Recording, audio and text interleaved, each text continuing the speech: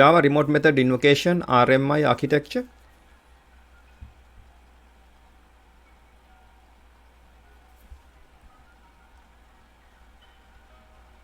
Here you can see remote method Java remote method invocation RMI architecture in different view here.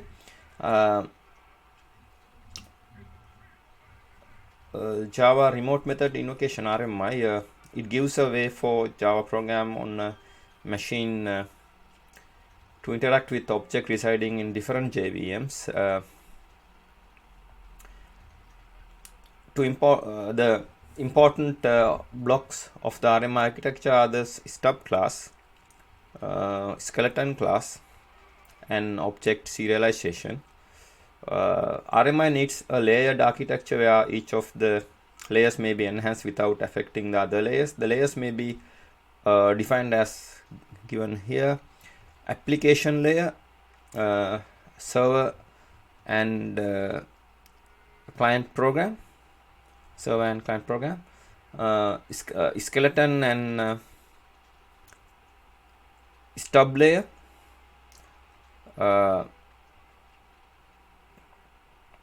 intercept method invoke made by the client and redirect these calls to a remote RMI service. Remote reference layer sets up connections to remote address spaces, understands and manages connections, how to manage and interpret references given from clients to the remote service objects. Transport layer based on TCP/IP connections between operating systems in a network. It gives basic connectivity as well as some firewall penetration goals. RMI stub classes give a reference to skeleton object located in the different address space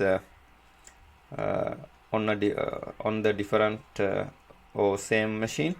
That is a typical example of a proxy design pattern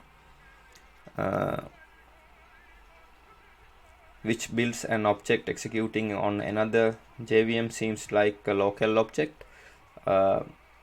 In JDK 5.0 and later the RMI facility access dynamic proxies instead of generated stubs, which builds the RMI easier to use. Here you can see a client and server. Clients interacts with server. You can see a client object, stub and remote reference manager inside this client process, and RMI registry, remote object, skeleton and remote reference manager in server process. Here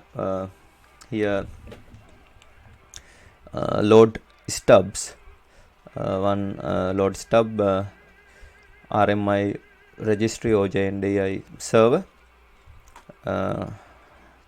Here two client objects are connected to RMI registry via lookup stub.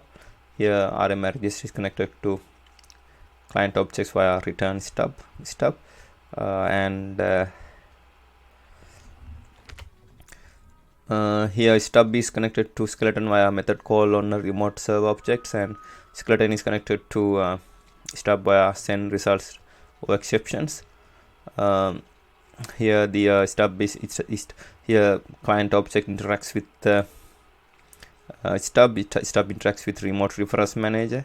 Remote reference manager interacts with interacts to the reference manager in server process via RMI transport layer.